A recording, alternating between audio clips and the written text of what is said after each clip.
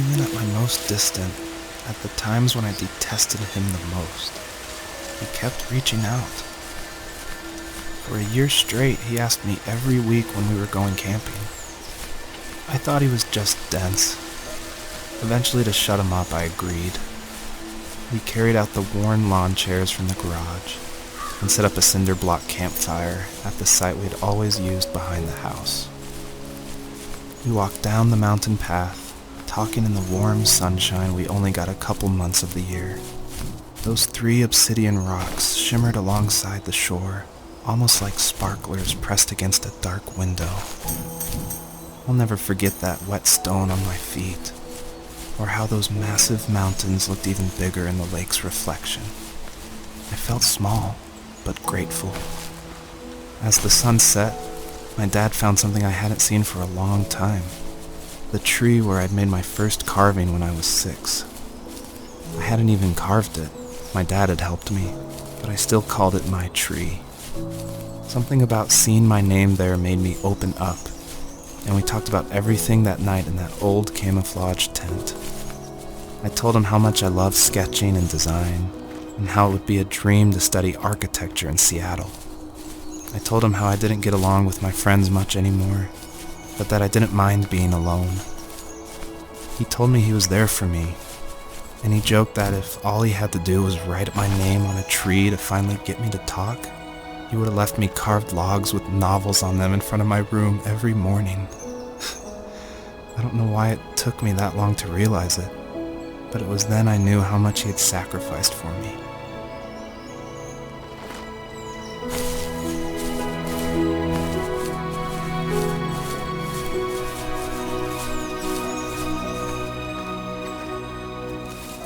On our property, there were old abandoned pieces of a shed and car long left unused. I used to ask him all the time who those people were that left all this junk, and I'm sure he got so tired of hearing it that he made up some elaborate stories how a brown bear ate them and haunted the woods afterwards. What's funny is I think it made those people seem more real, growing up thinking they were still hanging out like they couldn't say goodbye. I used to tell my friends how I could swear I saw spirits move near the water, and that always freaked them out. I guess it didn't bother me, because the way I saw it, they were normal people with old cars and sheds, just trying to figure out how to survive and be happy in the middle of nowhere. It was a cool thought that they didn't want to leave, but I was a weird kid.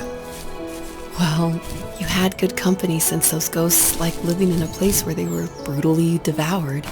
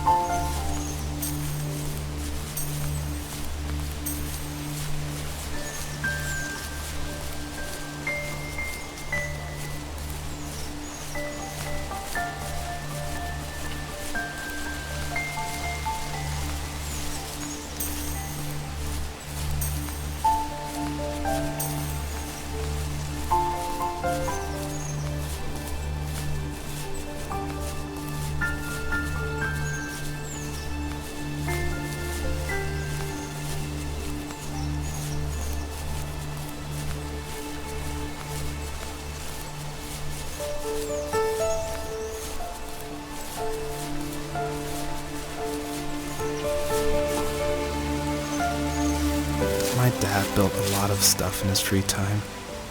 If he wasn't watching fly fishing or reading Tom Clancy novels, he was carving something. He made tons of birdhouses. Not that he was into bird watching, but I think he really missed working and adding on to the home. If he couldn't afford the time to build onto our own house, he would have to settle with watching birds move into their little homes. We kept an old mattress in the bed of that ugly yellow truck, so we would drive it deep into the woods and then watch the birds fly into their houses while the sun set. Usually it was accompanied by venison jerky or a cold Coke, but not a lot of talking, which is how we both liked it.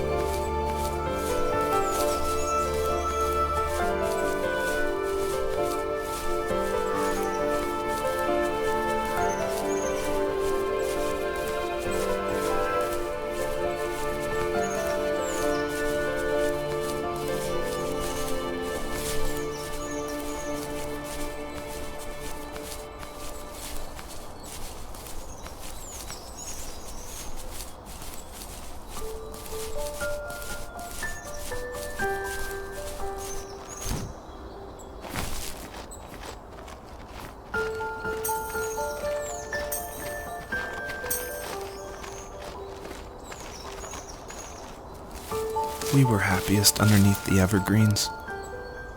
We decided it was time to finally map out the hundreds of acres we lived on just to pass the time during the summer. He was only free in the evenings, so I would spend the day wasting time on dial-up internet and sketching, and then we would rush into the woods, pen and map in hand, before evening fell. Sometimes, the aurora borealis would cast a cold green glow on the mountainside, and we would finish our route underneath a twilight sky.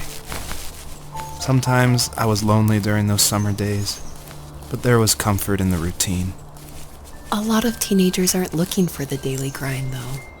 There's nothing wrong with wanting to get out, to leave your childhood home. You wanted to progress, to make something of yourself. Yeah, you're right.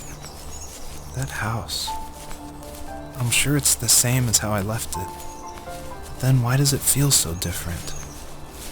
I doubt you're the only adult to have looked back and asked that question.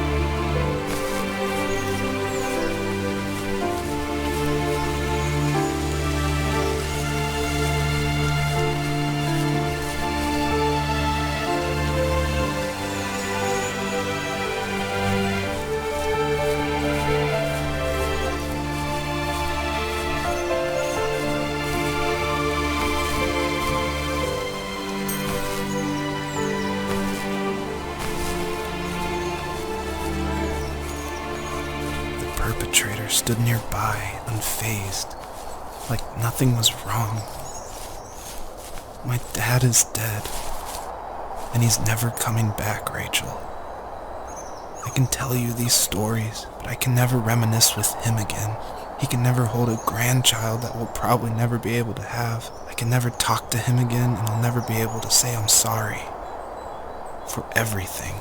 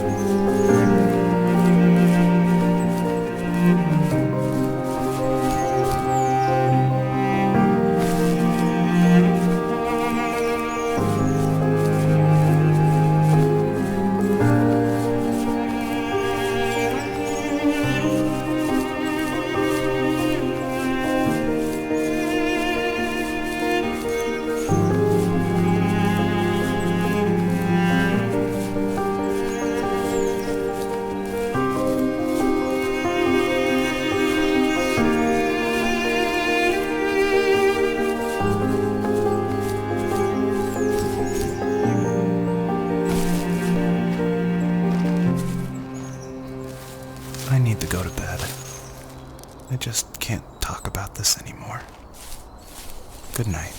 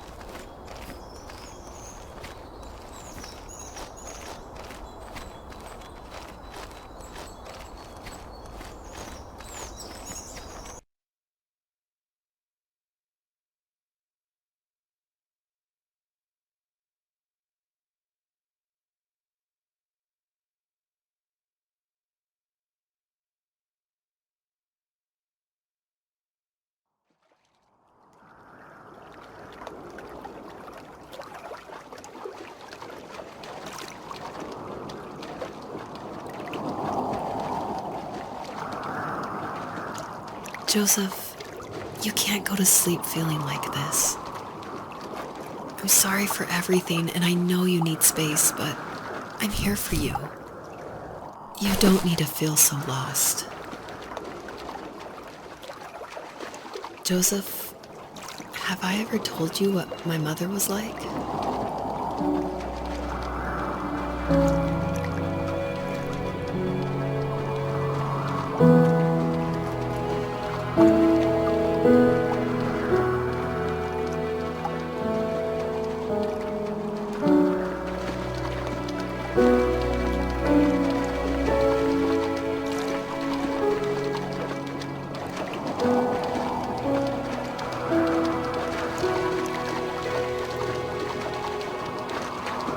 You know what it's like not to have a mom at home.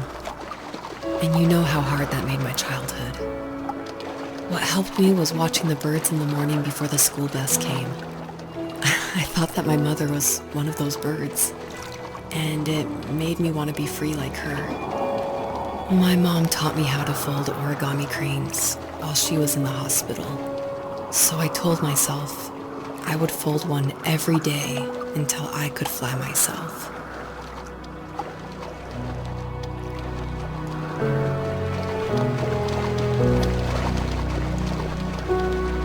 I think we both have always loved animals, and for me that love started with a dog. Sometimes this Rottweiler would come up to our property line and wait at the fence for me, but only once in a while.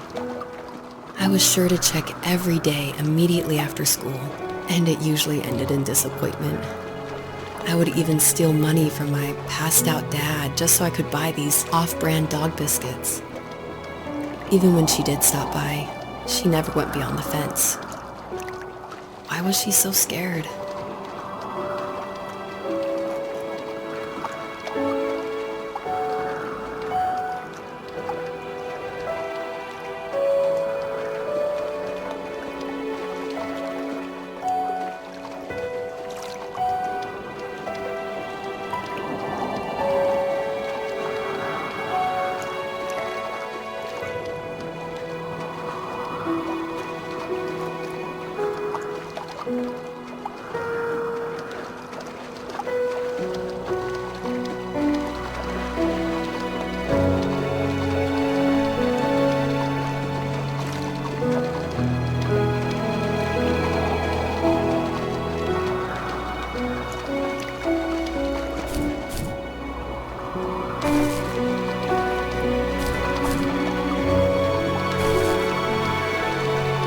I think my dad was the opposite of your dad in almost every way, except he was in the military as well.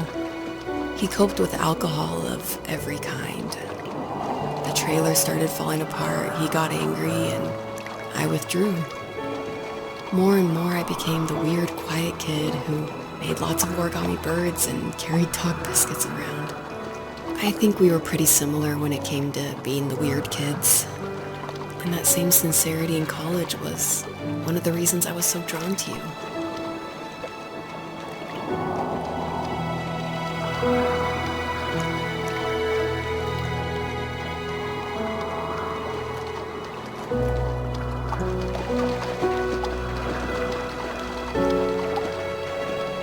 Life got worse and worse, and at one point, I really didn't think I could survive another day with my soul still intact.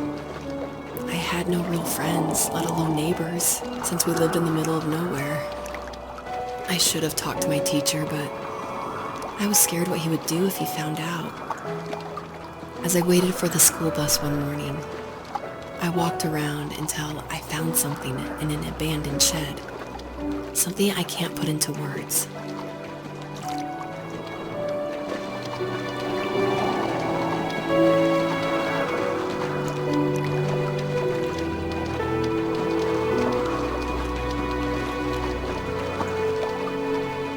I summoned courage I didn't know I had, and I broke into my dad's room and found the key to the shed where he had locked my bike. I'll never forget that feeling. The wind rushing by my ears as the sun rose over fields of wheat. I was flying for the first time. I biked as far as my legs could take me until I found a house that felt friendly, and that felt like home. Those strangers helped me in so many ways. And if it wasn't for them, I wouldn't have found my foster family. And if it wasn't for my parents, I wouldn't have met you.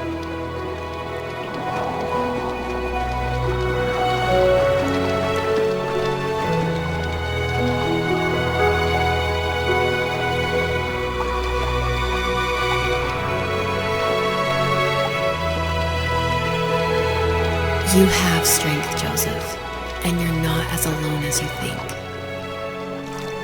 It's all just so pointless, just waiting for life to happen. It's like having the home I always wanted is cursed out of my reach.